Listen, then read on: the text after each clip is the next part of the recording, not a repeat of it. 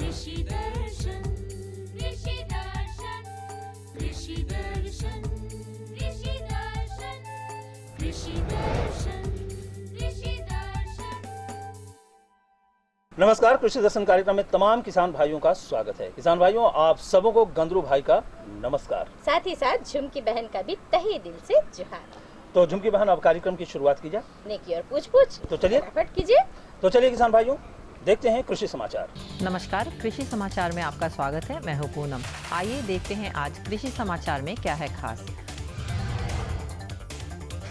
चतरा के मछली पालक उठा सकते हैं मछुआ आवास योजना से लाभ। डोरंडा मत्स्य प्रक्षेत्र रांची में कॉमन कार्प मछली स्पॉन बिक्री के लिए है उपलब्ध। भिंडी की ग्रीष्मकालीन खेती के लिए लगाएं अनुशंसित प्रभेद स्वर्णकांति। अब समाचार विस्तार से। चतरा जिला मत्स्य पदाधिकारी सह मुख्य कार्यपालक पदाधिकारी कार्यालय द्वारा चतरा जिला में मछुआ आवास योजना चलाई जा रही है। इस योजना से लाभ लेने के लिए आवेदन पत्र जमा करने की अंतिम तारीख 16 फरवरी 2015 है। इसके लिए जो व्यक्ति मछली पालन व्यवसाय से जुड़ा हो, पहले किसी भी आवास योजनाओं से लाभ नहीं लिया हो, पक्का मकान ना हो लेकिन निजी जमीन हो, वो इस योजना के तहत जिला मत्स्य पदाधिकारी कार्यालय चतरा में अपना आवेदन पत्र जमा कर सकते हैं। जिला मत्स्य पदाधिकारी सह मुख्य कार्यपालक पदाधिकारी की ओर से रांची और रांची के नज़दीकी जिलों के मत्स्य बीज उत्पादकों के लिए सूचना जारी की गई है कि विभागीय फार्म डोरंडा मत्स्य प्रक्षेत्र रांची में विभाग द्वारा उत्पादित कॉमन कार्प मछली का स्पॉन बिक्री के लिए उपलब्ध है। स्पॉन की सरकारी कीमत परिवहन और पैकिंग खर्च सहित 500 रुपये प्रति लाख है। अग्रिम बुकिंग या अन्य जानकारी के लिए प्रक्षेत्र प्रभारी मत्स्य प्रभार पर्यवेक्षक से मोबाइल संख्या 9431335348 पर संपर्क किया जा सकता है। प्लास्टिक मल्चिंग तकनीक में जिस प्लास्टिक का उपयोग होता है उसे हम 3 फसलों की खेती में इस्तेमाल कर सकते हैं। इसके लिए पहले फसल में पौधों के बीच जितनी दूरी थी, अगले 2 फसलों में भी उतनी ही दूरी रखें। प्लास्टिक मल्चिंग विधि में प्लास्टिक खरीदने में धन तो लगता है, लेकिन इससे किसानों के रोगोपचार दवा, कीटनाशी दवा और खरपतवार नाशी दवा में होने वाले खर्च की बचत होती है। साथ ही उपज में वृद्धि होती है, जिससे अधिक मुनाफा मिलता है। एक बचत ये भी है कि एक प्लास्टिक को 3 फसलों में इस्तेमाल किया जा सकता है। जैसे हम जमीन को अगर आच्छादित करके रखते हैं जिसमें पॉलीथीन यूज होता है, तो वो पॉलीथीन 3 फसल तक हम यूज़ कर सकते हैं।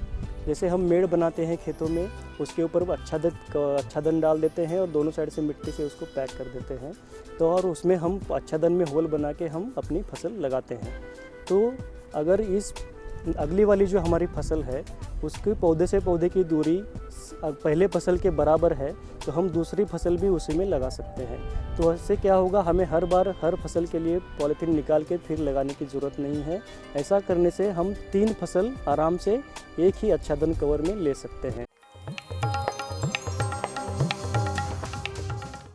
अपने राज्य के जो किसान सब्जी फसल बैंगन की खेती करना चाहते हैं, वो इस फसल से ज़्यादा उपज हासिल करने के लिए भारतीय कृषि अनुसंधान परिषद पलांडू केंद्र द्वारा विकसित उन्नत प्रभेदों का इस्तेमाल कर सकते हैं। ये प्रभेद कौन कौन से हैं, आइए इस विषय में जानते हैं अपने कृषि विशेषज्ञ से। बैगन में बहुत सारा उन्नत किस्में भी है और जो रोग रोधी किस्में भी है, जो खासकर हमारे झारखंड में पाए जाने वाले हैं, जो कि हमारे झारखंड के राजधानी रांची में विकसित की गई है। जो पूर्वी क्षेत्र के सब्जी उत्पादन क्षेत्र जो पलांडू के नाम में है, वहाँ पे स्वर्ण प्रतिभा है, स्वर्ण श्यामली है और स्वर्ण मणि है और पंजाब बरसाती है। ये सब वैरायटी क्या है, इसमें रोग कम लगती है, जिसमें उठा रोग की संभावना इसमें बहुत कम लगती है। आइए जानते हैं यूरिया पर निर्भरता कम करने के लिए क्या उपाय है। यूरिया पर निर्भरता कम करने तथा मिट्टी की अच्छी सेहत बनाए रखने के लिए पोषक तत्व आधारित जल घुटनशील मिश्रित उर्वरक, नीम कोटेक यूरिया, स्टार्टर घोल, जैविक खाद और जैव उर्वरक वगैरह उन्नत एवं कम खर्चीली तकनीक अपनाना चाहिए। और अब एक नजर राज्य के 5 प्रमुख शहरों के मौसम के मिजाज पर।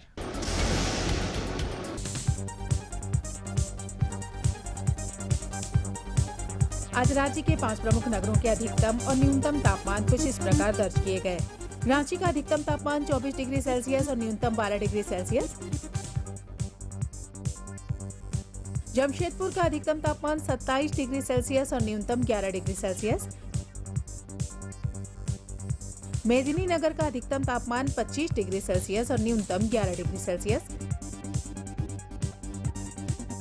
देवघर का अधिकतम तापमान 25 डिग्री सेल्सियस और न्यूनतम 11 डिग्री सेल्सियस और धनबाद का अधिकतम तापमान 28 डिग्री सेल्सियस और न्यूनतम 14 डिग्री सेल्सियस रहा।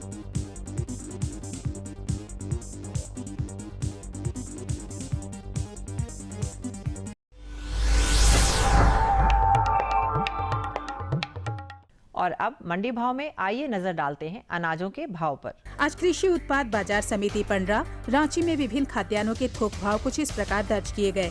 चावल मोटा 2000 रुपए से 2250 रुपए, चावल मध्यम 2350 रुपए से 2650 रुपए, चावल उत्तम 3650 रुपए से 4750 रुपए, गेहूं 1650 रुपए से 1850 रुपए, चना 3250 रुपए से 3550 रुपए, दाल अरहर 7400 रुपए से 7800 रुपए, दाल मसूर 6850 रुपए से 7250 रुपए, दाल चना 4150 रुपए से 4450 रुपए, सरसों तेल 8650 रुपए से 9850 रुपए, चीनी 3150 रुपए से 3250 रुपए, आलू 500 रुपए से 950 रुपए और प्याज 1550 रुपए से 1850 रुपए प्रति क्विंटल रहा।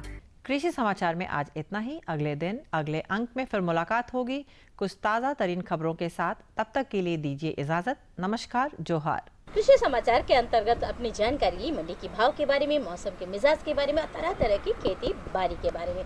लेकिन अब वक्त हो चला है एक छोटे से विराम का। तो चलिए इस विराम के बाद हम पुनः हाजिर होते हैं। आप बने रहिए हमारे साथ। ये लो और बताओ। बस। अरे ये क्या भैया जी, बस इतनी सी रासायनिक खाद? किसानी छोड़ रहे हो क्या? किसानी नहीं, नादानी छोड़ रहे हैं। मिट्टी की जांच कराई है। अब तो लालाजी जितनी जरूरत है उतने ही उर्वरक खेत में डालेंगे। हाँ, किसान भाई आज ही अपने जिले की नजदीकी भूमि परीक्षण प्रयोगशाला में मिट्टी की जांच जरूर करवाएं और मिट्टी में पोषक तत्व, नमी व पौधे के विकास को देखते हुए केवल जरूरत के अनुसार ही पोषक तत्व डालें। और हाँ, मिट्टी में गंधक, जस्ता, बोरोन जैसे सूक्ष्म पोषक तत्वों का पता लगाना भी न भूलें। उर्वरक और जैविक खाद के सही उपयोग से भूमि का उपजाऊपन बनाए रखें, उत्पादकता बढ़ाएं, खर्चा घटाएं और बहुमूल्य विदेशी मुद्रा बचाने में भी सहयोग दें। और हाँ, धीमी गति से नाइट्रोजन उपलब्ध कराने वाले उर्वरकों जैसे नीम लेपित यूरिया को प्राथमिकता दें और यूरिया का पत्तों पर छिड़काव करें। अरे वाह, तू तो सचमुच समझदार हो गया रे। अधिक जानकारी के लिए संपर्क करें जिला कृषि अधिकारी या किसान कॉल सेंटर। विराम के बाद एक बार फिर से स्वागत है आप सभी किसान भाई बहनों का। साथ ही साथ स्वागत है कारू दादा का। जोहार दादा। कैसे हैं कारू दादा? हाँ, सब ठीक ठाक। आज भी कुछ जानकारी हमारे लिए लाए हैं कि हमें देनी होगी? भाई आजकल दादा ना गांव खूब घूम रहे हैं। अच्छा? और ढेर सारी जानकारी हमारे लिए भी ला रहे हैं और हमारे किसान भाइयों के लिए भी ला रहे हैं। क्या बात एकदम आप सत्य बोले। हाँ? आज की जो जानकारी है उसमें 2 महिलाओं की। अच्छा, क्या हाँ, बात है। 2 महिलाएं जो है वो क्या मतलब जो वाइफ के द्वारा जो नस्ल सुधार चलाई जा रही है पशुओं में, खासकर गायों में, तो उसमें जो अपने पुराने गायों को जिस तरह से नस्ल सुधार के दूध उत्पादन किया है, जो बढ़ाया है, वो काबिल तारीफ है। मैं देख के आया हूँ। एक है ये कुड़ू में नया टोली। अच्छा। एक सुषमा लकड़ा और दूसरी है तेतरी देवी। अच्छा, दोनों क्या, आइए आपको मिलवाते हैं उससे, देखिए। अरे भाई साहब चलिए। और हमारी सरकार भी प्रयास कर रही है कि महिलाओं को किस तरह से प्रोत्साहित किया जाए, किस तरह से उनको आत्मनिर्भर बनाया जाए। इसी कड़ी में हम आज आए हुए हैं कुड़ू में, लोहरदगा जिला अंतर्गत।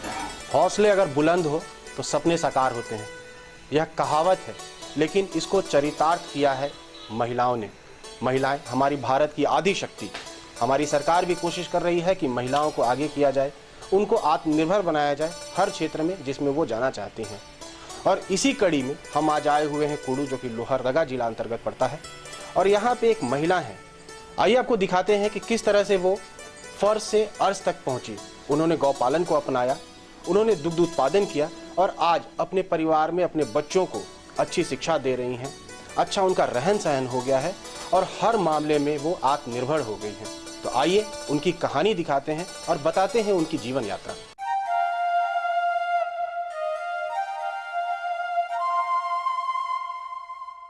ये है लोहरदगा जिले का कुड़ू गांव।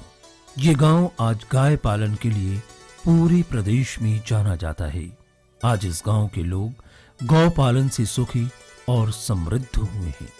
उनके जीवन से निराशा दूर हुई है और इनमें आशा का संचार हुआ है। गौ पालन से इनके आर्थिक और सामाजिक जीवन में एक नया बदलाव आया और सबसे बड़ी बात कि इस बदलाव में महिलाओं की भूमिका अग्रणी रही। कहते हैं पंखों से नहीं हौसलों से उड़ान होती है और इस बात को सच साबित किया है यहाँ की महिलाओं ने। आइए आज हम आपको कुछ ऐसी ही महिलाओं से मिलवाते हैं जिनके हौसलों ने उनकी दुनिया ही बदल दी। ये है सुषमा लकड़ा। कभी सड़क के किनारे बैठकर हड़िया बेचा करती थी। जीवन यापन का यही सहारा था। मुफलिसी की जिंदगी जी रही थी।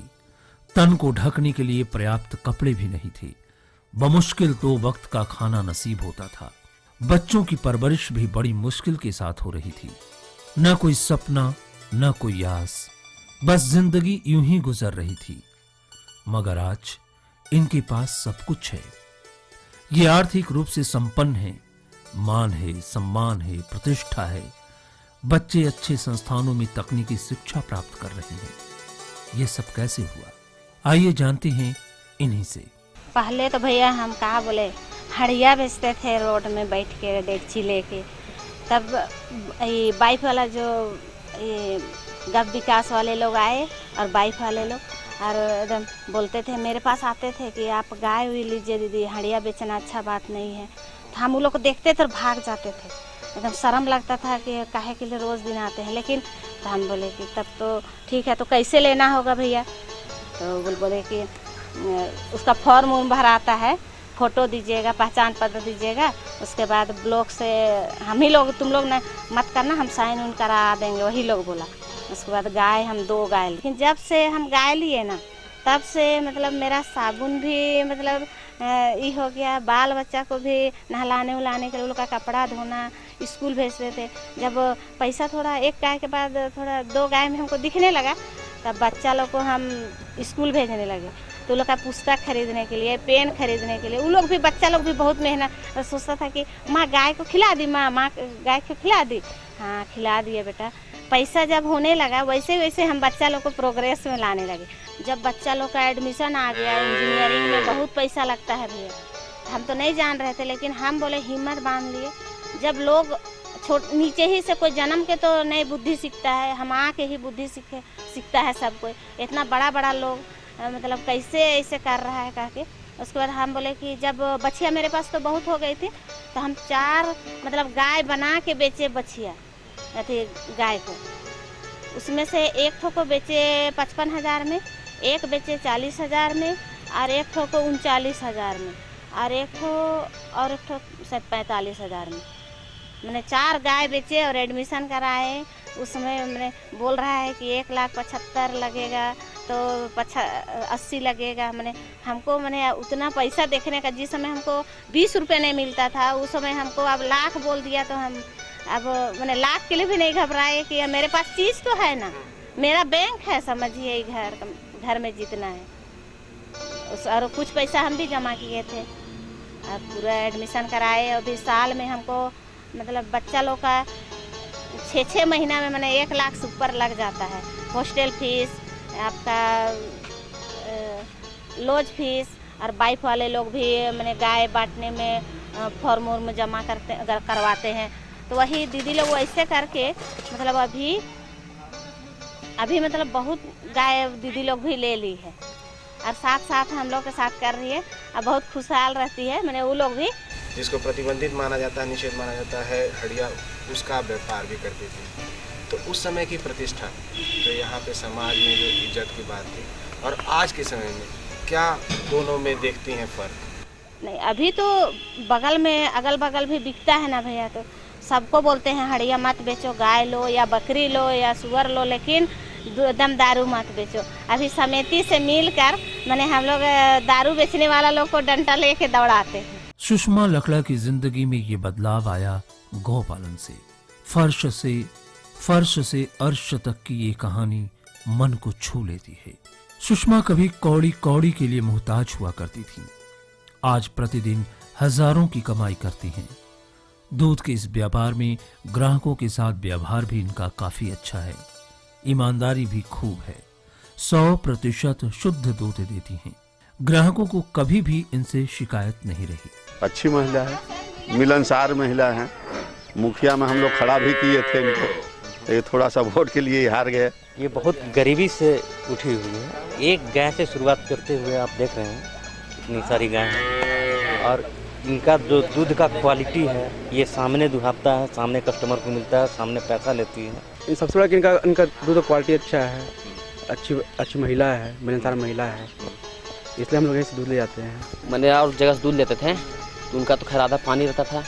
हमको पता चला यहाँ की दूध अच्छा मिलता है, चीज़ अच्छा मिलता है, बिना मिलावट मिलता है, क्वालिटी रहता है, इनका दूध में प्रोटीन है, आहार अच्छा है, इस चलते हम पता चला हम लेने आ गए और लगभग हम 2-2.5 साल से यहाँ दूध ले रहे हैं। सुषमा लकड़ा की इस कामयाबी में गव्य निदेशालय और वाइफ का योगदान महत्वपूर्ण है।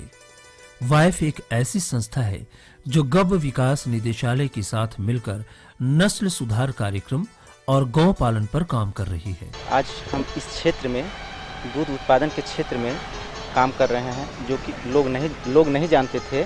तो आज इसके बारे में लोगों को जागरूक कर रहे हैं, बता रहे हैं कि आप लोग जैसे सुई दिलवाते हैं, फिर गाय से बच्चा आती है, बच्चा जो नस्ल में आती है बढ़िया दूध देगी, फिर हम लोग बच्चा जन्म लेती है तो उसको दाना देते हैं, सहयोग में HRP देते हैं, ACF देते हैं, काफ स्टार्टर देते हैं, ये सब बच्चा पालन पोषण योजना में आता है, कीड़े की दवाई देते हैं, उसको सलाह देते हैं किस तरह से बच्चा हमारी जल्दी गाय बने, 18 महीना में गर्म होना चाहिए।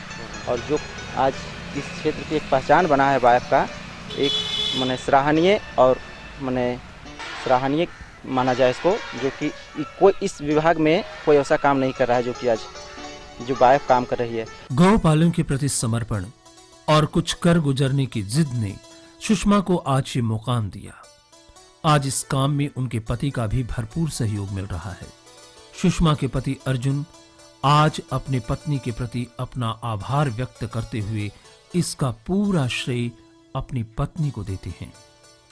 आपसे ये जानना चाहेंगे कि जब आपकी पत्नी शुरुआत में सड़क के किनारे हड़िया बेचती थी उस समय, और फिर जब बाद में ये गौपालन में आए, दूध उत्पादन में आए, तो आपका क्या उस समय रवैया था? क्या किस तरह से आप उसको लिए, इनकी हिम्मत, इनके आगे की सोच को? हम पढ़े लिखे ऊंचे तबके दोस्त यारों से बैठते थे, तो जब इस तरह से हमारे सामने जब मुसीबतें आई, जब इस तरह से पत्नी करने लगी, तो हम बीच बीच में बाधा डालते थे। हमारे सामने एक चुनौती था, हम सप्ताह में साबुन खरीदने के काबिल लायक नहीं थे। पत्नी वही बोलती थी। फिर हमने इसका विरोध करना शुरू किया, तब हम डेयरी के माध्यम से मेरी पत्नी जुड़ी, वाइफ के माध्यम से जुड़ी। तब उन लोगों ने गव्य पालन के बारे में विस्तृत रूप से बताया, तब जाके कहीं मेरी पत्नी गव्य पालन से जुड़ी। कैसा है अभी पहले का और आज के समय में आर्थिक परिवर्तन और समाज में प्रतिष्ठा कैसा हो गया आप लोग? समाज में सभी कोई जानते हैं, इज्जत मान मर्यादा सब तबके के लोग दूध लेने के लिए आते हैं, सम्मान के साथ उनके साथ खड़े होते हैं। और पत्नी की जो सहभागिता है, हम कहेंगे कि हर महिलाएं अपने पति के साथ कदम से कदम मिलाए, कंधा से कंधा मिलाए और विकास की ओर अग्रसर। तो दर्शकों, देखा आपने सुषमा जी ने अपने जीवन की शुरुआत कैसे हड़िया बेचने से शुरू की, लेकिन बाद में वो दुग्ध उत्पादन की तरफ आई और आज के समय में वो अपने बच्चों को उच्च तकनीकी शिक्षा और अच्छी शिक्षा दे रही हैं। साथ ही उनको अपने पति का सहयोग भी मिल रहा है। उनके पति ने एक खास बात कही कि मैं अपनी पत्नी के मार्गदर्शन में चल रहा हूँ, जो एक नारियों के लिए काफ़ी उत्साहजनक बात है। और हम आशा करते हैं कि इनसे प्रेरणा लेके और भी जो महिलाएं हैं वो भी इस पेशे से जुड़ेंगी। तो आज की कड़ी में ये आगे चलते हैं, मिलते हैं एक और महिला से जो हमारी सुषमा जैसा ही बनने का प्रयास कर रही हैं। गव्य विकास निदेशालय और वाइफ के द्वारा चलाए जा रहे इस कार्यक्रम से जुड़कर कई लोगों की जिंदगी में बदलाव आया है। उन्हीं में से एक हैं तेतरी देवी। इनकी कहानी भी हम सब के लिए प्रेरणादायी है। भट्टे पर काम करने वाली तेतरी देवी ने शायद कभी नहीं सोचा था कि जिंदगी में ये मुकाम भी हासिल होगा, सफलता की इन बुलंदियों को छू पाएंगी। लेकिन वाइफ ने इन्हें अपनी योजनाओं से जोड़ा और उनकी हर संभव सहायता की, जिसका परिणाम आज हम सबके सामने है।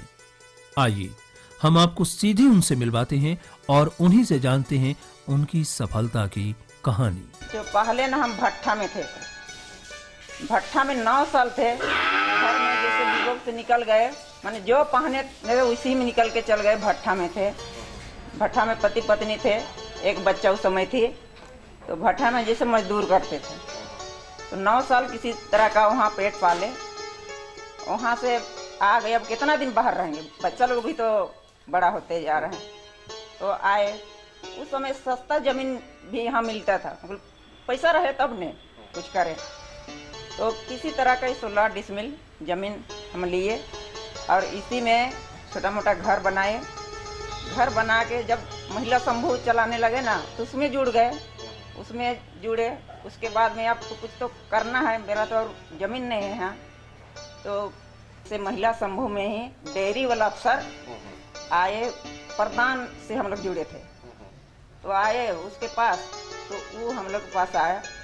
हम जैसे पढ़े लिखे नहीं थे, हमको समझते थे जरूर, तो मेरे ही पास आया, बोले कि हम आप लोग के लिए कुछ बिजनेस करने के लिए हम सोच रहे हैं, दीदी कीजिएगा कि नहीं।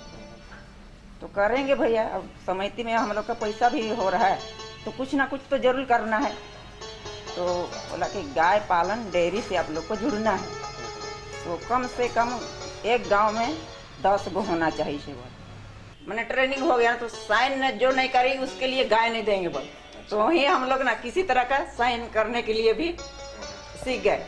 जैसे वहाँ प्रशिक्षण हो गया, उसके बाद में और मांझी में जैसे एक साहू जी हैं, वो 2 गाय से ही उस समय से 300 कितना गाय था, भैंस था। तो वहाँ हम लोग को देखने ले गए, तो वहाँ देखे गाय तो बहुत बड़ा बड़ा दिख रहा है, कैसे हम लोग पाल सकेंगे, कैसे करेंगे। तो सोचे अरे आदमी से ना होता है कुछ करने।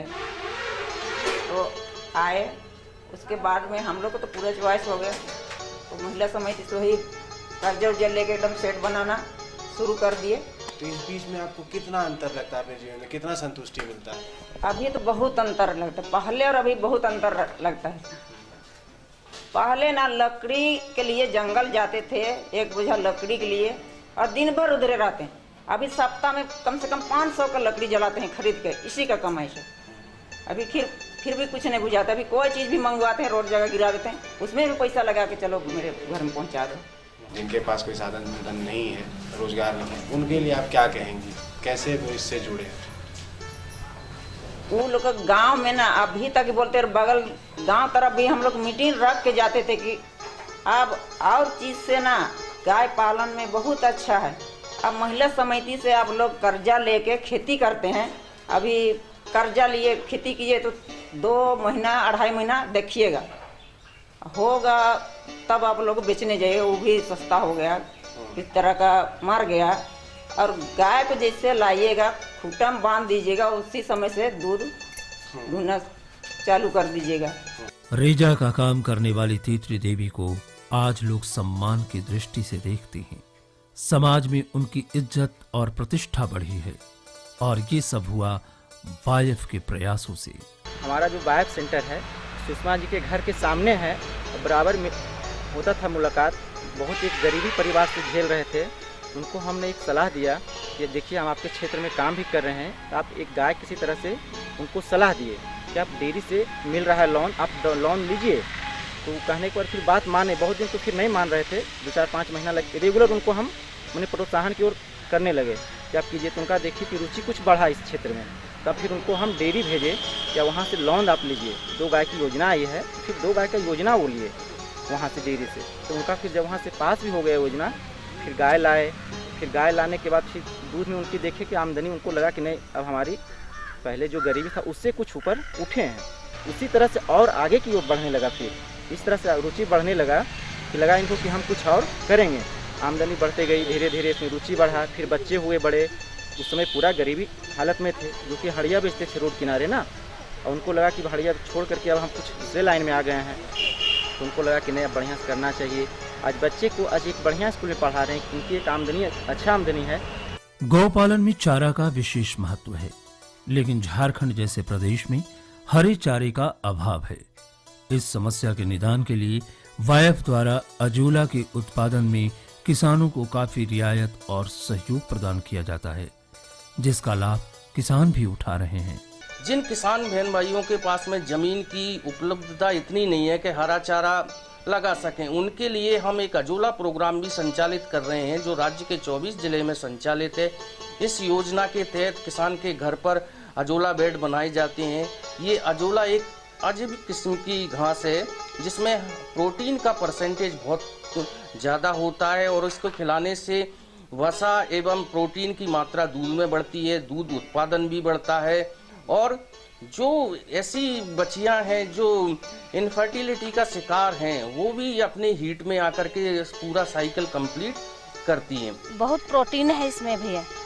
कुट्टी के साथ सानी में देते हैं और गाय का मैंने सेहत भी एकदम सही, दूध में भी बढ़ोतरी, खाने में भी बहुत चॉइस, और बीमारी से भी बहुत लड़ पाता है। और हरा चारा का जो मात्रा हम लोग नहीं कर पाते हैं ना, और उसमें ही मैंने ये कर लेता है। तो इसके बारे में आपको बताया कौन कि हाँ इसके अजोला बारे भी में है और ये सारा चीज मिलता है? यहाँ वाइफ का जो एक डॉक्टर है ना, ये यही करते हैं, वही ज्योति करके है। जैसे गाय को ना दाना खिलाते हैं उस समय हम लोग ये करके खिलाते हैं। इसमें फायदा है, जैसे ऐसे ने फैट बढ़ जाता है। अच्छा। जैसे ऐसे नहीं खिलाने से 24-25 आता है, जिसे खिलाएंगे तो 27-28 आ जाएगा। तो मेरा जैसे 25 डेली करके 20 रुपया 10 रुपया बचेगा तो महीना में जोड़िए ना सर। वाइफ का प्रयास रंग ला रहा है। इनकी योजनाओं से किसानों के जीवन में एक बदलाव आया है। लगातार लोग इन योजनाओं से जुड़ भी रहे हैं। राज्य के विकास में गव्य विकास निदेशालय और वाइफ का योगदान महत्वपूर्ण है। बेरोजगारों को रोजगार मिल रहा है। इसके साथ ही दुग्ध उत्पादन के क्षेत्र में हम आत्मनिर्भर बनने की दिशा में लगातार आगे बढ़ रहे हैं। इन योजनाओं से जुड़कर लोग आर्थिक और सामाजिक रूप से समृद्ध भी हो रहे हैं। इनके विकास और समृद्धि को देखते हुए हम कह सकते हैं कि यदि हौसले बुलंद हों तो सपने साकार होते हैं। तो दर्शकों, आपको हमने अभी 2 महिलाओं की कहानी दिखाई।